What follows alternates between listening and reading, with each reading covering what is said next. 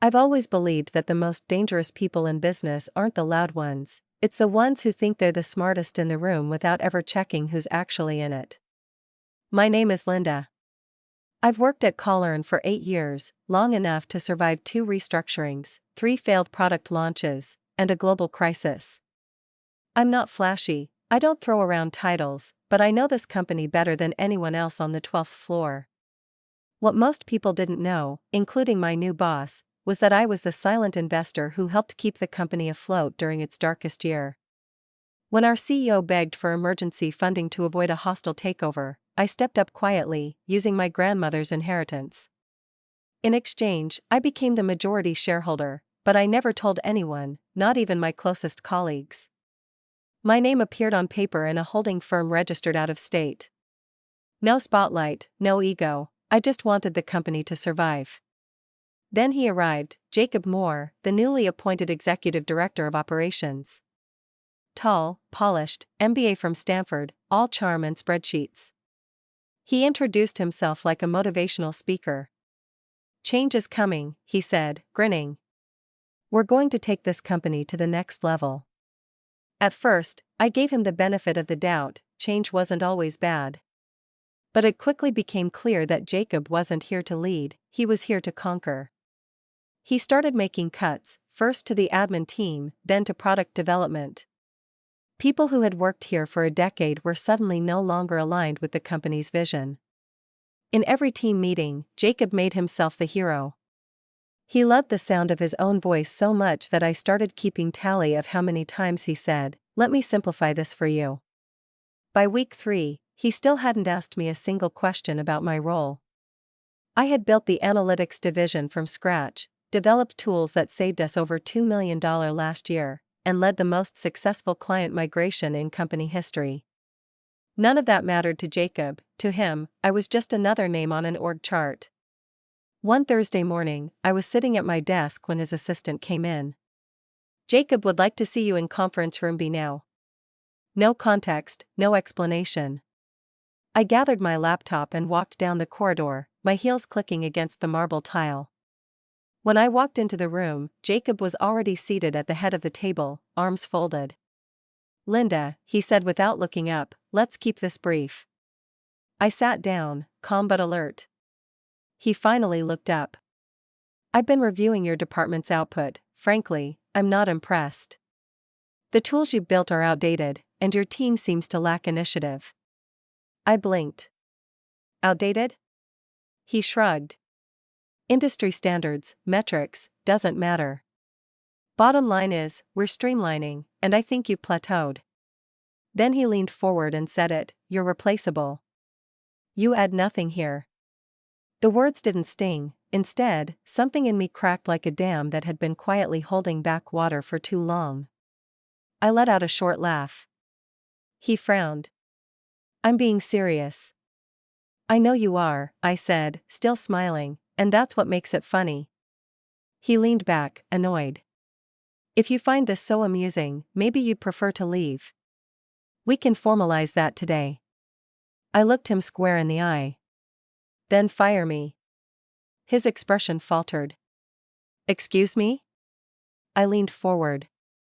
"Fire me. If I'm so useless, let's not waste time. Get HR in here and walk me out." The room was silent, I could see his confusion starting to bloom. He hadn't expected defiance, not from me. That day, as I walked out of the conference room with a polite nod, I wasn't furious, I was ready for the curtain to lift and ready to finally show Jacob Moore exactly who he had just tried to erase.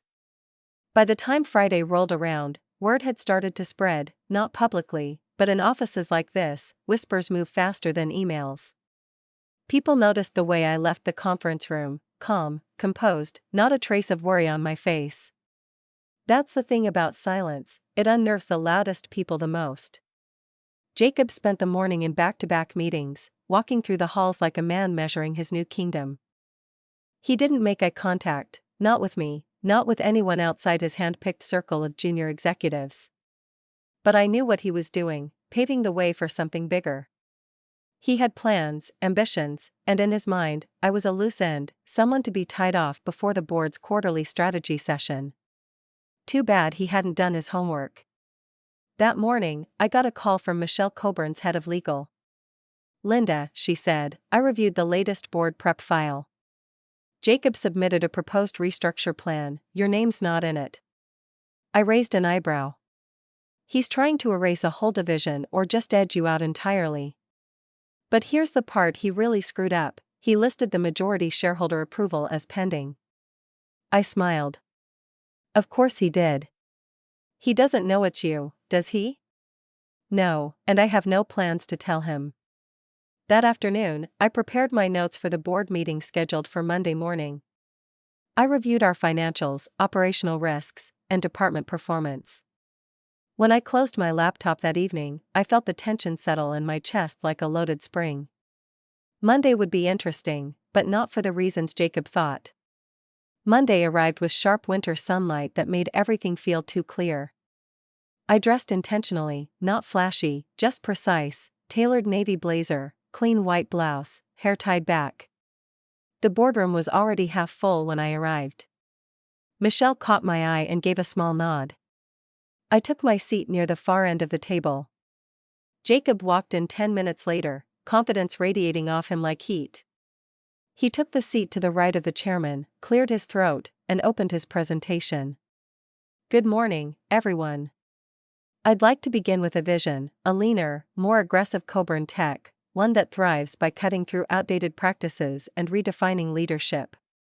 His eyes scanned the room as he clicked through slides, charts, buzzwords, all tailored to impress. Then came the final section. "In order to accelerate innovation, I propose a structural change to the analytics division. We'll transition Linda Geller's role to an external advisory position, with her duties redistributed to more agile junior staff." He said it without even glancing in my direction. A few board members shifted in their seats. Michelle stared at him stone-faced. Then the chairman spoke. "Before we proceed, we need shareholder approval for any structural changes at that level." Jacob nodded. "I've listed it as pending. I was under the impression it wouldn't be a problem." It was time. I cleared my throat. Calmly, clearly, "I'm afraid I can't approve that." Jacob blinked. "I'm sorry?" "No." He turned toward me, confused. "With all due respect, Linda, you don't have the authority." "I do," I said, reaching into my folder. I placed a copy of the ownership structure on the table, sliding it toward the chairman. Michelle leaned forward and confirmed, "She does. Linda is the majority shareholder through Geller Holdings. It's been verified since the last capital raise." The silence was thunderous. Jacob stared at me, lips parting, then closing again. For the first time since he arrived, he looked unsure. I didn't know." I tilted my head. "That's exactly the problem, Jacob. You've been making sweeping decisions without understanding who you're dealing with or what they've done for this company." The chairman leaned back in his chair. "Well, that certainly changes things." Jacob turned red. "Why didn't anyone tell me?" "I didn't flinch," I said, "because you didn't ask. You assumed." He opened his mouth to speak, but no words came, just silence, heavy, defeated. The chairman spoke again, this time to the room. "Well, take a short recess. Linda, if you'd stay back for a moment." As the others filed out, Jacob remained frozen in his seat. I didn't look at him, I didn't need to. His silence said enough because that morning, Jacob Moore finally realized the boardroom wasn't his kingdom, it was mine, and I was just getting started. After the boardroom cleared out, the silence felt different, not the kind that comes from uncertainty, but the kind that follows a shift in gravity. I remained seated while the chairman reviewed the documents I'd handed him. His brows rose only slightly, but that was enough. "So this explains why you were so composed," he said quietly.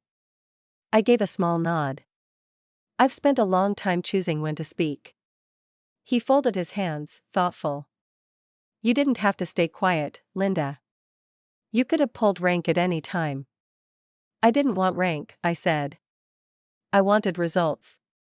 I wanted to see who showed up with integrity and who tried to bulldoze their way through the people who built this place. He nodded slowly, then leaned back. I'll be honest, that was one hell of a power move. I wasn't aiming for drama, I replied, just clarity. Outside the room, I could already hear murmurs, returning footsteps, shifting chairs. The others would be back soon, but Jacob hadn't moved. He was still seated at the table, staring at the screen in front of him like it might offer a lifeline. He hadn't said a word since I'd revealed the truth, and I hadn't looked at him once. When I stood, I gathered my folder, slid my pen into my notebook, and walked past his chair without pause. But just as I reached the door, I heard it. Why didn't you just tell me? His voice was quiet, flat, almost like a child who had just realized the game was real. I turned slightly, not enough to face him. Because the people who matter know, and the ones who don't eventually show you why they don't. Then I left. The rest of the day moved like molasses. Emails piled up, meetings were postponed, no one knew what to say, so most didn't say anything at all. But the atmosphere had changed. People passed me in the hallway with subtle nods, unsure if they were supposed to acknowledge what had happened. Some were curious, some looked relieved, and others looked worried. I wasn't surprised Jacob didn't show up to the afternoon executive huddle. His assistant claimed he was handling urgent matters. I didn't need a memo to know what that meant. He was scrambling, trying to figure out how he'd missed something so critical, trying to dig himself out before the ground gave way completely. But the cracks were already showing. That evening, as I was preparing to leave, I received an anonymous message through our internal employee portal. Thank you. You don't know me, but I've watched him steamroll half my team these past few weeks. It means a lot to see someone finally stop him. There was no name, no department listed, just a quiet note of gratitude from someone who'd clearly been holding their breath for too long. It was the first of many. By Tuesday, 5 more messages came through, then 12. Some were short, others long, filled with timelines of sudden dismissals, strange evaluations, veiled threats. I compiled everything into a private file, not for revenge, but for proof, because I knew Jacob. Men like him don't fold after one bad hand, they find a new deck, a new angle. Sure enough, it started with a memo titled Reevaluation of Departmental Efficiency. It came from Jacob's office late Wednesday, flagged for immediate review. It requested access to team performance data across the analytics and finance divisions, subtle, strategic, designed to look like oversight but aimed like a weapon. I smiled. He was predictable, and that made him easy to outmaneuver. I picked up the phone and called Michelle. I think it's time we take this up a notch, I said. You want to initiate an internal audit? She asked. No, I want to meet with HR and compliance off the record. I'm not accusing anyone of misconduct yet, but I want a record of everything that's happened since Jacob arrived. There was a pause, then she understood. That night, I stayed late again, not because I had to, but because I needed to think. I walked the empty halls, the fluorescent lights humming above me, the city skyline glowing faintly through the floor-to-ceiling windows. 8 years of building, supporting, fixing things quietly, and now finally someone had tried to erase me, only to find out I owned the pen. But this wasn't over, I could feel it in the air. Jacob wasn't done, he was licking his wounds, waiting, plotting his next move. And whatever it was, I'd be ready. By the following Monday, Jacob was back in the office. He walked with that same overconfident stride, nodding to people like nothing had happened, like the board meeting hadn't exposed the single biggest oversight of his career. That was the thing about Jacob, his ego was both his armor and his blindfold, and now it was beginning to crack. But instead of challenging me directly, he shifted tactics. That week, I noticed small, subtle changes. First, it was the data permissions. My team suddenly lost access to 2 of the core reporting dashboards we'd used for years. When I contacted IT, they said the change came from an executive directive, streamlining workflows, they called it. No one would admit whose directive, of course, but I didn't need to ask. Next came the client meeting shuffle. My scheduled presentation with our largest analytics partner was reassigned.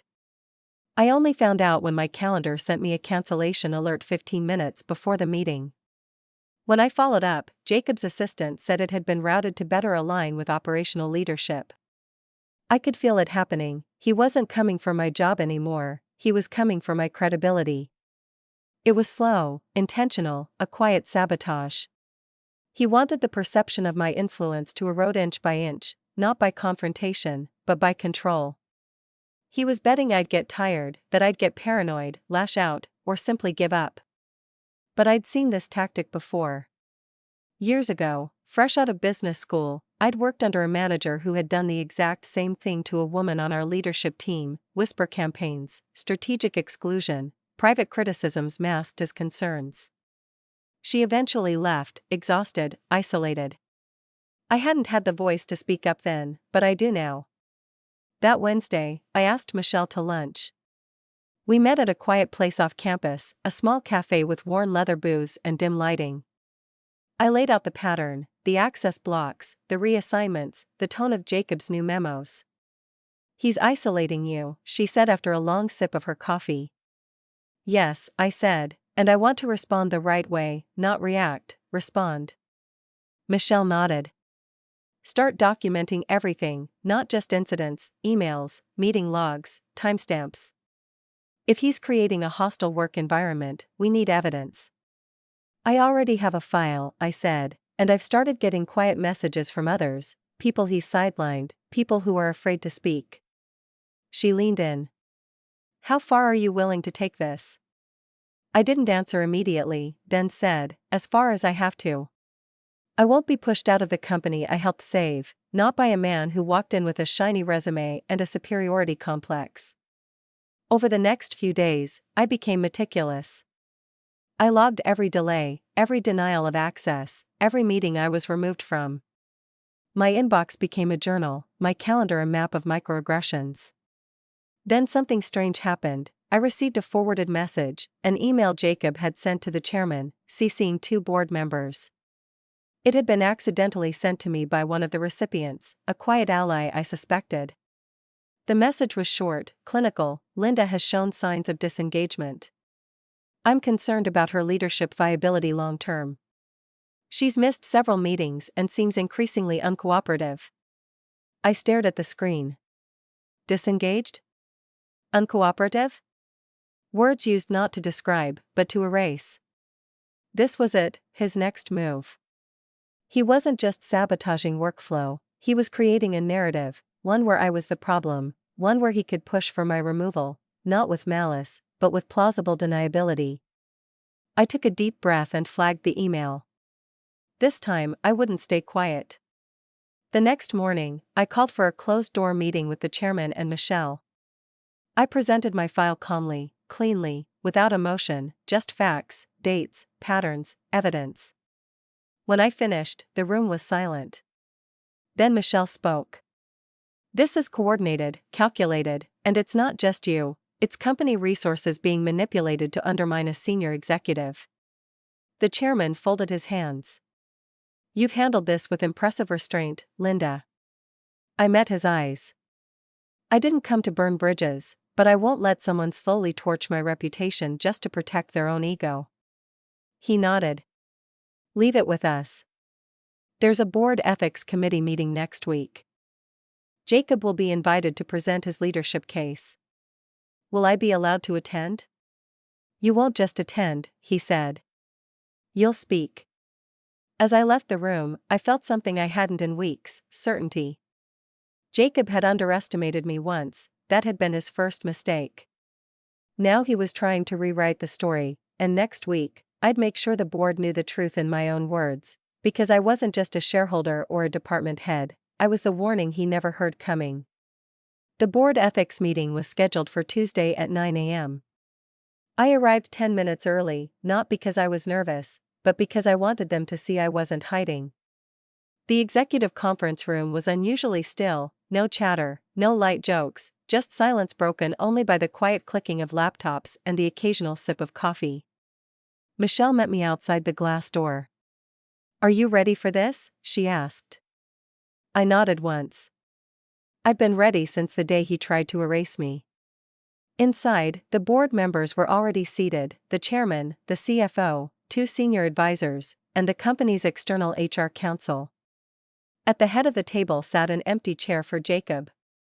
He arrived at exactly 8:59, still polished, still smug, but this time, his smile didn't quite reach his eyes. "Good morning," he said, voice smooth. "Appreciate everyone being here." The chairman nodded. "Jacob, you've been invited to respond to several internal concerns raised about your leadership conduct over the last 6 weeks.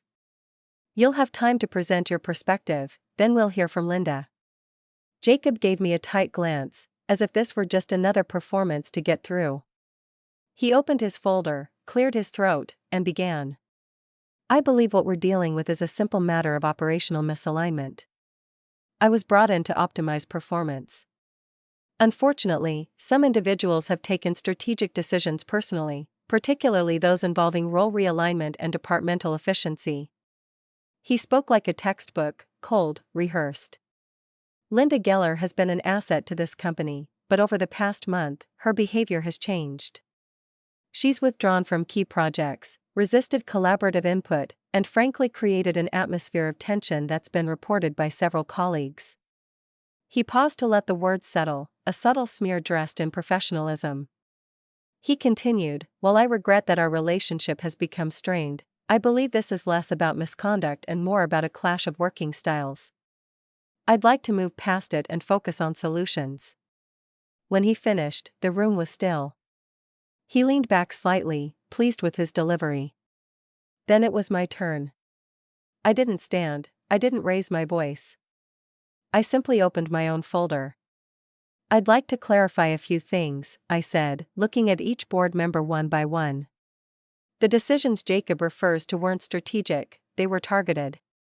I've documented 6 separate instances where I was intentionally removed from meetings, stripped of data access, and reassigned from client communications without cause." I handed printed copies of the timeline to everyone at the table. Michelle nodded as I continued. "These weren't performance-based decisions, they were deliberate moves to push me out, to isolate me after I revealed I was the majority shareholder." The tone changed subtly at first, then systematically. I paused. "And I'm not the only one." I reached into my briefcase and pulled out a second folder. Inside were the anonymous reports I had received from employees across multiple departments, each one recounting similar tactics: gaslighting, exclusion, demeaning evaluations with no basis in fact. The same pattern appears in every story: abrupt restructuring, no transparency, no support, just quiet pressure to leave. The chairman glanced through the reports, his face tight. "Additionally," I said, "I received a copy of an email Jacob sent to the board stating I had disengaged from my duties. That email was based on meetings I had been removed from without my knowledge. He created the absence, then used it as evidence. I let the silence do the rest." Jacob's composure faltered. "These are one-sided accounts," he said quickly. "You can't take anonymous complaints as fact." Michelle spoke up then, calm, firm. "Actually, we've corroborated several of the events Linda documented. IT confirmed the access removals came directly from your office.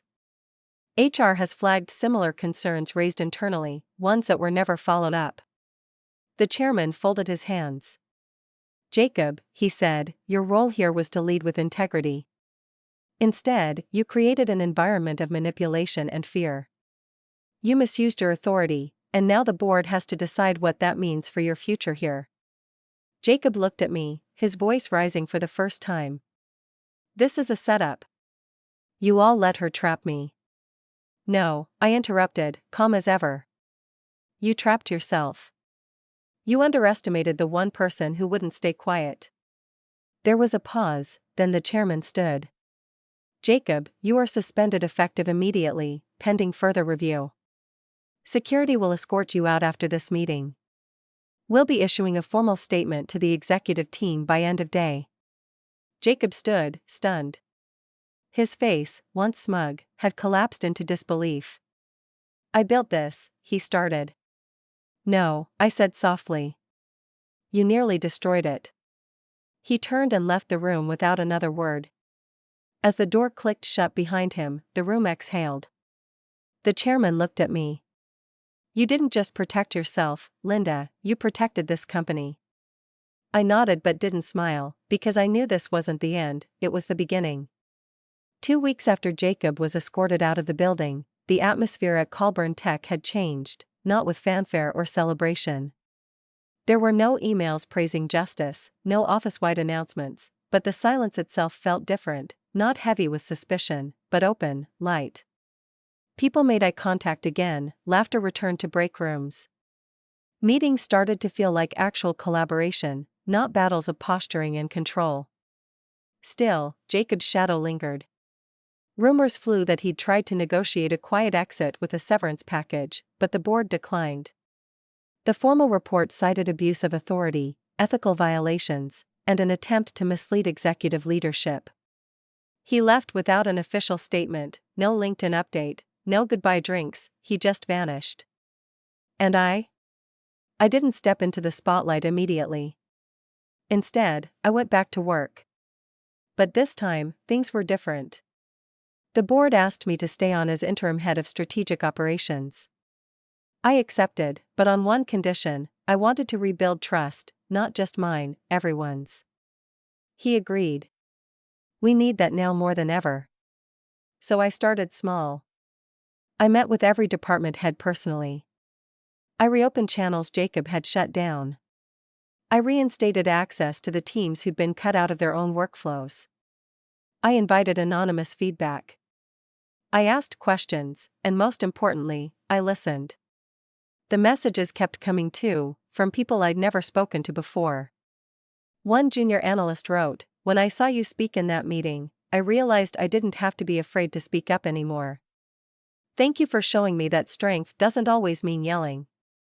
Another message simply said, "You made me believe we could be led by someone who actually sees us." Those words stayed with me, because that's what it had all come down to in the end, being seen. A month after Jacob's removal, the board gathered again, not for discipline, but for decision. The chairman called me into his office ahead of the meeting. I assumed it was to discuss a new appointment, maybe even help choose Jacob's permanent replacement. Instead, he slid an envelope across his desk.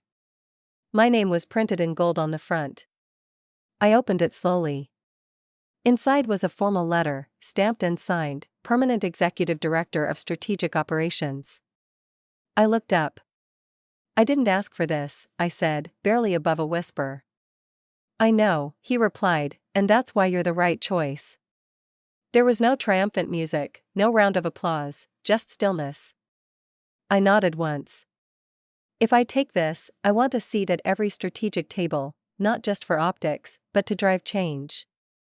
"You have it," he said. "And I want a new code of leadership conduct, non-negotiable. Every new hire, every promotion, we start from values." Done. And the people Jacob tried to bury? I want their voices amplified. No more silencing talent because it's inconvenient. "You're shaping the culture now," he said. "We're just following your lead." That night, I stayed in the office long after everyone had gone home. I stood by the window, looking out at the city, its lights flickering like stars trying to stay lit in fog. I thought about my first day here, 8 years ago. I'd sat quietly at my desk, terrified to speak too loudly, afraid to make mistakes. I'd watched others rise by noise and proximity while I kept my head down, working, waiting. I used to wonder if anyone ever noticed. Now I know they did. Eventually, the next morning, I removed Jacob's old nameplate from the glass wall of his former office. I didn't replace it with mine. Instead, I had a new one made. Integrity is not optional. 3 words, but everyone understood what they meant, because leadership isn't about control, it's about clarity, respect, responsibility. And the people you lead will never forget how you made them feel. I know now that power doesn't always look like shouting in meetings or pounding fists on tables. Sometimes it looks like a woman quietly sitting through an ambush, then walking out stronger. Sometimes it's knowing when to speak, and sometimes it's knowing when to let silence speak for you. I didn't win because I had the title, I won because I never lost sight of who I was, even when others tried to rewrite the story. And that's a kind of power no one can take from me.